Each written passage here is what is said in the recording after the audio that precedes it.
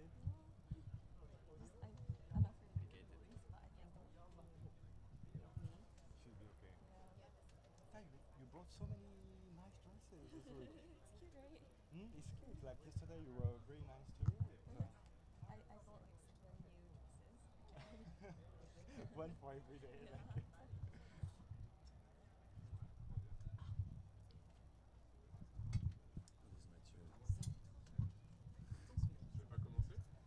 It's about to start.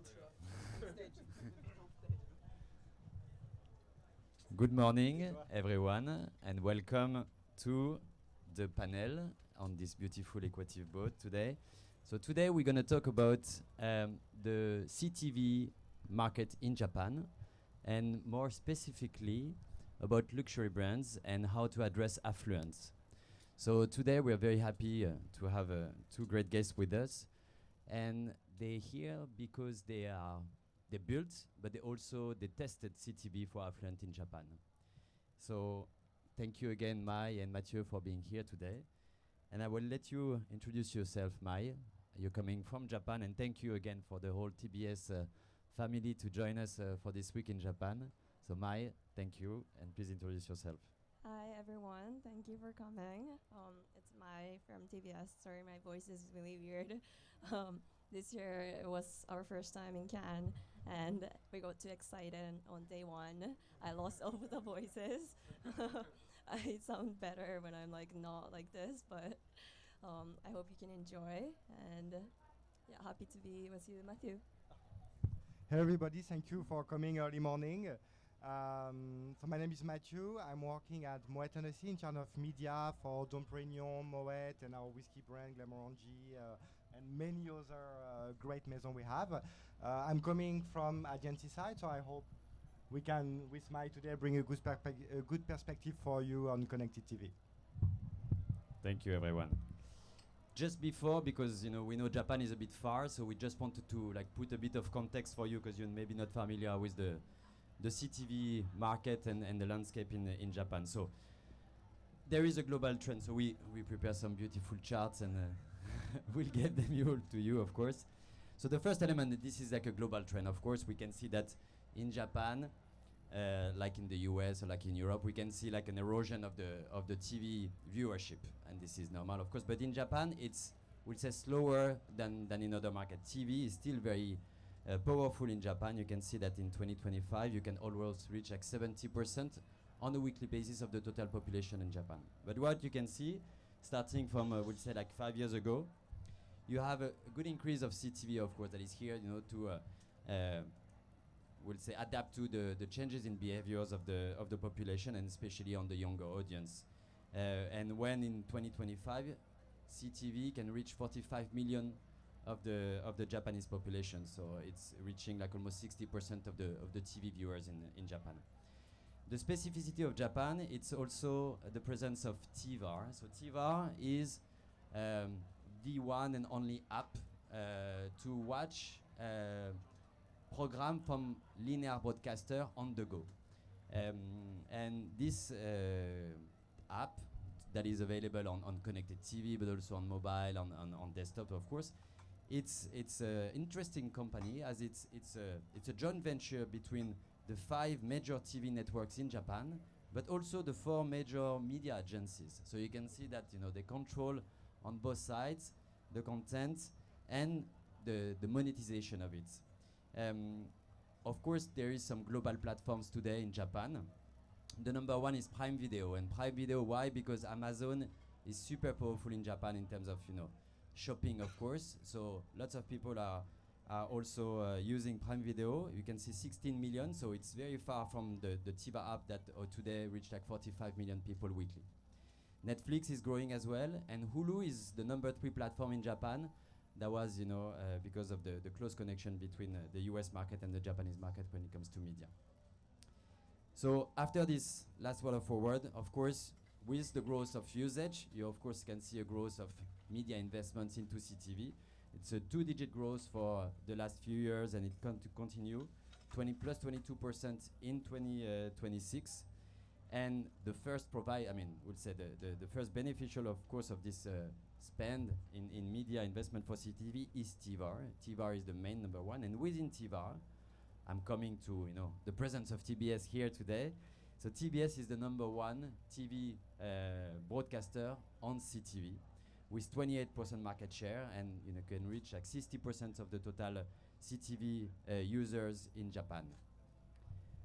After this quick introduction, Mai, we want to understand what was the journey and the strategic decision of TBS to have this position today of a leader on the CTV in Japan. Can you explain us a bit how this happened? Yes, thank you, JB, for such a great introduction on what TVer is.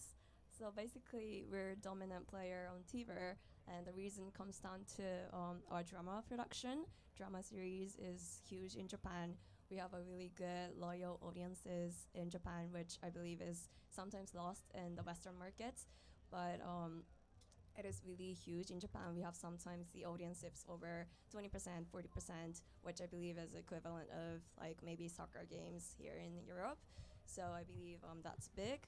And we have strategically planned all the drama series to target specific audience groups. We have three titles per quarter, meaning that we have 12 titles in a year. And every series has a specific audience groups. Tuesday, Friday, and Sunday, we have different kind of drama series. And for instance, Tuesday is for female, and Friday is for male audiences, in addition to the female audiences which love drama series. And the Sunday drama slot is targeting all gender from family members, where people can sit together to watch. So that is one of the reasons why we are dominant on TVer, because of the strengths on drama series. Great, thank you, Mai. So very interesting how, of course, you bet on drama, and you can see the interest of drama for the Japanese population. Very interesting as well on how you cover different audiences. We of course think of Gen Zs and younger audiences that maybe sometimes are further from the drama culture. Mm-hmm. How did you address or how can you make your drama attractive for them? Okay, so as JB said, especially since COVID, people in Japan started to watch Netflix series, and we found out that it's beneficial for us to also attract younger audiences and maybe bring the Netflix users back to our linear channel. And one of the ways that we did was to feature some of the K-pop stars that are popular on Netflix series to be on the Japanese reality, Japanese shows, so that they can be also highlighted in our Japanese drama setting. So this was one of the ways how we attracted younger audiences who would otherwise have been to other global platforms. Very interesting, yeah. Thank you, Mai. And so now a question to Mathieu. So wanted to understand your journey as Moet Hennessy Japan, on what were the signals that drive you to make media choices around CTV? Okay, thank you, GB. So what happened is working with our agency and our inside department team in France, looking at the Japanese population, the main driver, and all across the funnel. That was really interesting. We were hoping it was mainly higher in the funnel, but TV has such an important role in terms of discovery awareness, but also consideration, and even lower into the funnel is still play a role for some product. Unfortunately, as an alcohol brand, TV is not exactly the best channel for us, unfortunately, because our product, we are into what we call the prestige category, where a bottle costs north of $100 if it's not more, depending on the product. So we are addressing a very specific part of the population with very high household income. We cannot target under a certain age range. We have legal constraint. So we saw the power of TV, but there is first less people watching regular linear TV, and the targeting is not really efficient for us. There would be too much wastage. So we are looking where can we be on those very attractive video content. YouTube is great, but not exactly the solution we are looking for. It's more UGC. We are really looking on that power of attention you were mentioning earlier, Mai, and loyalty people bring into those programs. So connected TV was kind of the natural solution, and we are trying to find like the best reach coverage and the best inventory solution available in Japan. So we started to work with Equativ to identify partners, and kind of logically, TBS is one of the first that came to mind. Thank you, Mathieu. And it's a good segue. You were mentioning attention. Of course, attention measurement is key for all advertisers, but even more, we'll say, for luxury brands. This is a section when we had discussion is you commented on the effect of big screen for big stars. So luxury brand usually spend a large amount of money into high quality production for their ads, and having new ads playing on small screen was definitely not we'll say the right écran that you were expecting. And especially when we look at the performance in terms of attention for CTV, we can see that it ranked number 2 in terms of quality of attention, just below cinema and ahead of linear TV and online video. So my question for you, Mathieu, on your past campaigns and experiences, what it does for your brand and for your audience and for your business overall, to have your ads played on a 65-inch TV screen compared to someone watching your ads on YouTube in the subway? Yeah, very interesting question. And when you work at LVMH and on Dom Pérignon, is one of the words that come back often is elevate. And when we do our creative, when we think our media planning, when we conceive our product from end to end, like elevation is something very important. So for the brand, they want to showcase their influencers, their celebrities, their creative on a certain real estate. We want to have space. So they came to accept they need to be on mobile, of course, on social media if they want to reach and connect with the younger generation. But as soon as we have an opportunity to connect with our audience on a bigger format, we want to take advantage of it. And when it comes to video, and I'm pretty proud of what our Maison Dom Pérignon is doing, like we have some amazing partnership with Lady Gaga, with this year we have Zoe Kravitz, we had Murakami in Japan. We want to take advantage of each big placement, big impact placement we can have. So when it comes to video, so our plan was more around YouTube and those kind of platform, and Connected TV offers us a chance to get a very similar experience to to linear TV. Where in Japan you have almost a bit more than half of the inventory of Connected TV being watched in the big screen on the living room. There was a creep into the side of the TV recently, and it's a very different experience from YouTube. It's more like single focus. You are in your sofa, you are in front of your TV, you are expecting the next program. You came here by attention. You don't have the same type of intention you have on a feed on a mobile, where you are kind of sometimes mindlessly scrolling and not paying much attention. Here you are on TV, you are expecting, anticipating what's coming on your screen, so your level of attention is much higher. And that's the level of engagement we want to have with our audiences.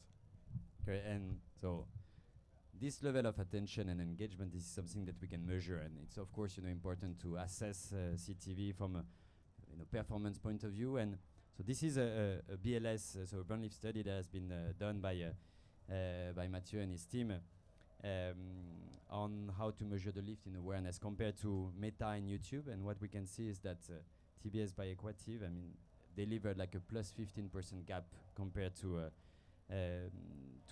Meta and YouTube. So question to Mai is what do you think creates such a gap between TBS and the rest of the channel? Is it about the quality of the content, the audience, the mindset, the format? So I would say all three, obviously. The first one, the content quality is there. Everything that we put on TVer from us is 100% produced by TBS producers. So all the ads that are run on TVer will be 100% brand safe. And the second point, the audience mindset. We have a really good audience, loyal audiences that are on TVer, because TVer is a platform where people come to see what they really wanted to see. It's a platform where people are watching the things that they love, or they were waiting for this certain episodes for the last couple of days. So when they're watching the content on TVer, they're excited and they are tuned in to the content. So all the ads that are alongside the content, they're well received, and people have more positive attitude toward the ad. And the last point, the ad format, we follow the exact same formatting with the linear channel. So it's 100% audio on, unskippable, and it's full screen. So you have more eyeballs, I would say. And because it's unskippable, we have a really high completion rate compared to like YouTube, which I believe about 65% of the users tend to skip after 5 seconds. The ads on Tiber is visible and people actually see the ad. So all those three combined, we can produce a good lift and brand lift. Thank you. And so back to Mathieu, because of course, CTV is not the only, channel that lives within your campaign. You're here to do like 360 omni-channel campaign. This is an interesting data that you shared with us on the complementarity between CTV and Instagram, where you can see like a plus 50% lift compared to Instagram only or CTV only, that it comes together. Find it very interesting, and want to hear your point of view on what is the best complementarity between CTV and the rest of the channels, and can you explain me how this informs your future planning decisions? Okay, thank you very much. I want to give a bit of context to those numbers, because you may think, of course, if you activate 2 platforms and you reach people on the 2 platforms, you will get more impact, but it's at equal frequency. Look, for example, if we compare one point of contact on platform, so let's say you contact them, you enter in contact with them 2 times on Meta versus 1 time on Meta and 1 time on connected TV. This is where you see that incremental. So at the same level of frequency, having multiple platforms is always positive. We observe that across platform, but even more with connected TV. So that was a very interesting and telling result for us. And one of the clear synergy we have is, once again, people consume connected TV. There is a lot of common point with linear TV. So often you have ad break, and you were mentioning, Mai, earlier that you have a great visibility is because the ads are unskippable. And that's also the power of connected TV and the big screen. On mobile, the unskippable ads are not really well received. Like, I think user behavior, if a platform forces them to watch 30 seconds of content they didn't ask for, they'll probably not be successful. But because connected TV is on that living room, there is a cultural habit. It's okay, it's TV, we are used for since we are kids that we cannot skip the ad. And for the people who are not focusing on the big screen, what are people mainly doing during an ad break on their sofa? They take their phone and they will scroll on their social media. And if our campaign are well planned and we have sufficiency reach, normally we should be in their feed, although at that moment. And that communication between the connected TV, if you have the proper creative orchestration and each creative talk to each other, this is where we believe we manage to reinforce this impact.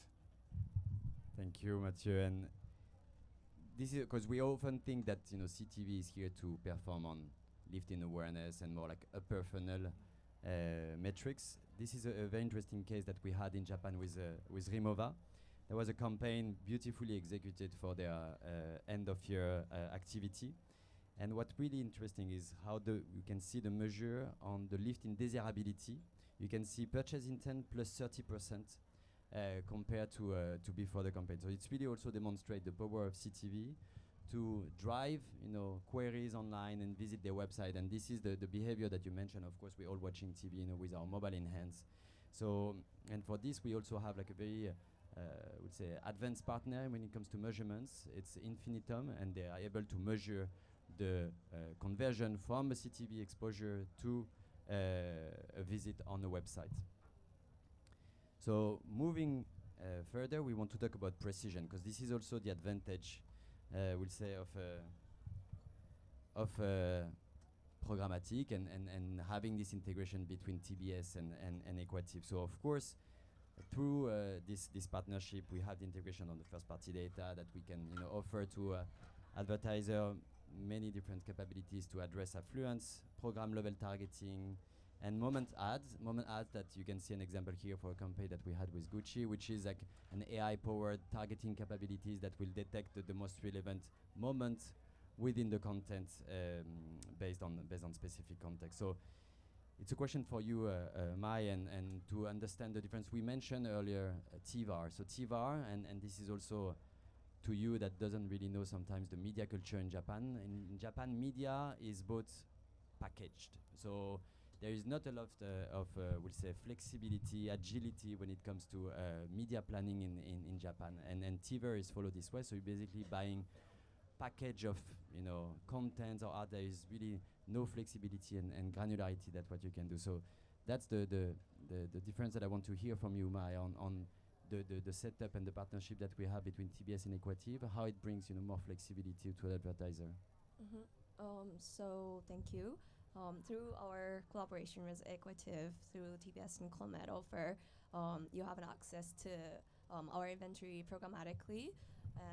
Traditionally in Japan, all the deals usually has been all package deal, as JB said, and usually it's direct deals. But I do believe outside of Japan, programmatic deals has become a norm, and we can offer you guys that.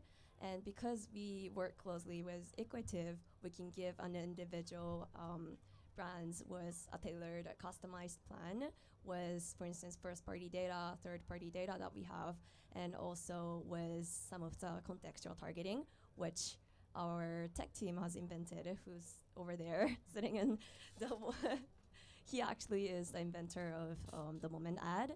So we do have some capabilities like which cannot be otherwise offered outside of our collaboration.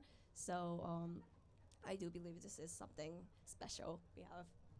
Yeah, it definitely creates an advantage and also a benefit for advertiser like Mathieu. So Mathieu, we know that luxury brands are very selective in their in the context, in the placement. You have a lot of guidelines. How could you, explain us how the flexibility and the precision delivered by TBS within Equativ serve your objectives in terms of media planning in CTV? Oh, and we can be direct. We are sometimes a bit painful to work with. Like we are very demanding on our placement and the context we appear in, because user tends to associate sometimes like the context where you appear and the ad itself. And it was not our first time to do connected TV with TBS. We're working with TVAR, like the upper network that TBS is part from. We worked with a few other partners. We had like Netflix in Japan, and as you mentioned, those package deals were really lackluster for us.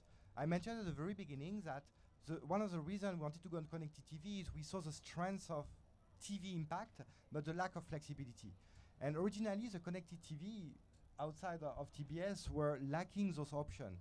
Like, the same way you will buy GRP, you were like buying package, so you could choose maybe demographic, like your age range, your location in the country, but it was hard to go further than that. So for us, we wanted to choose first, of course, also age, because we are an alcohol brand, but we wanted to choose the household income, their interest behavior, and also which program they were looking for. We didn't want to be pictured in too many sports programs. We are still an alcohol brand, so it can be a bit tricky sometimes for us in terms of image. We didn't want to be in a program where alcohol is depicted as negative, someone getting drunk and making something bad after that, something too political. So we had I think TBS submitted to us more than 200 or 300 different programs, and we curated maybe with the help of Equativ 40 or 50 of them. So, and we didn't see any other platform with the flexibility and the patience, because we needed some, to work with us to build such a solution, where, and we see it today, we have close to 50% accuracy on target, which for those who have the habits to use TV, when you are on such a niche target, we are targeting 10-50% in Japan, who can afford our product. Having 50% accuracy on a platform is, we are close to meta accuracy, and Meta has a ton of data on you. So that's quite impressive what TBS and Equativ managed to achieve.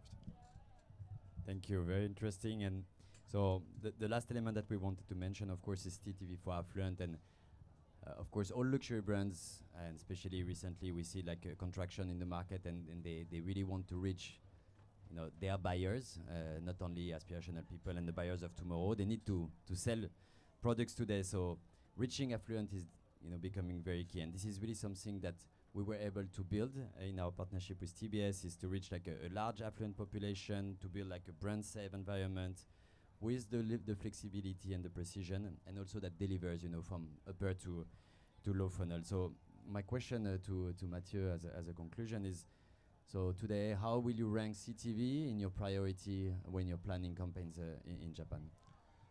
It's up there with social and especially Meta in the case of Japan.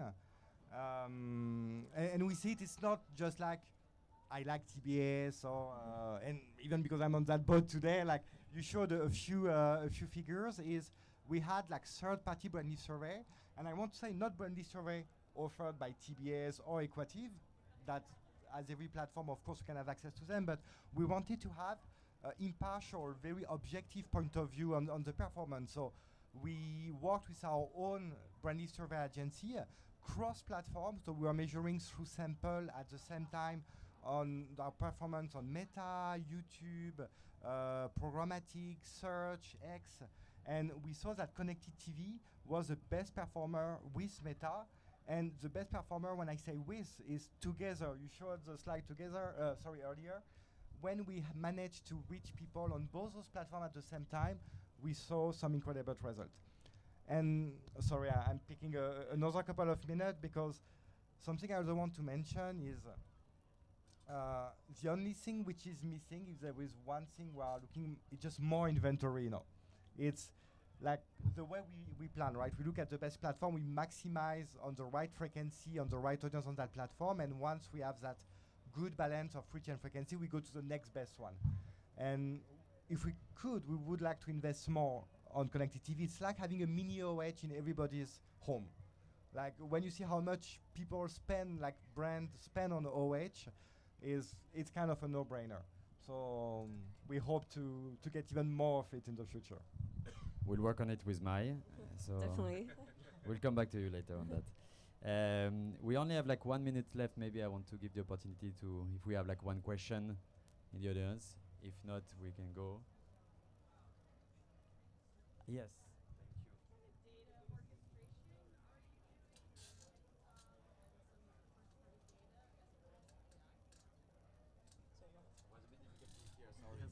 Okay, can we give a mic maybe? Are you guys using AI in any of the data orchestration or data flow connected? We have AI-driven packagings. So as I said, the moment ad, which recently we developed. So AI. So if you have a keyword that you want to target, we can insert it in our system, and AI helps us find the relevant scene. For instance, Gucci, the sample video, they wanted a scene of luxury. So AI helped us find all the luxurious scene, and we inserted Gucci's ad on where it looked luxurious. And it really worked. We had a left in the brand left survey as well. So it's a brand safe environment. It's relevant to your ad. So I think we utilize AI a lot. And even as an advertiser, is like when I first received the list from TBS, there was like, as I mentioned, 300 to 400 programs. I didn't have like time to watch all of them, of course, on their platform. So AI has that possibility to go to look for the script, to do transcription. For example, I asked, remove please every program where someone is drunk, because we don't want that. And I could have never done that without those kind of solution. Great, thank you. So hope you could learn something about CTV in Japan, and maybe you want to watch more Japanese drama on, Yes, please. on TBS, please. Or come to Japan. We'll be very happy to have you at Equativ Tokyo. Thank you again very much, Mai and Mathieu. Thank It was you. a pleasure. Thank you, and thank you everyone. Thank you, everybody. Thank you very much.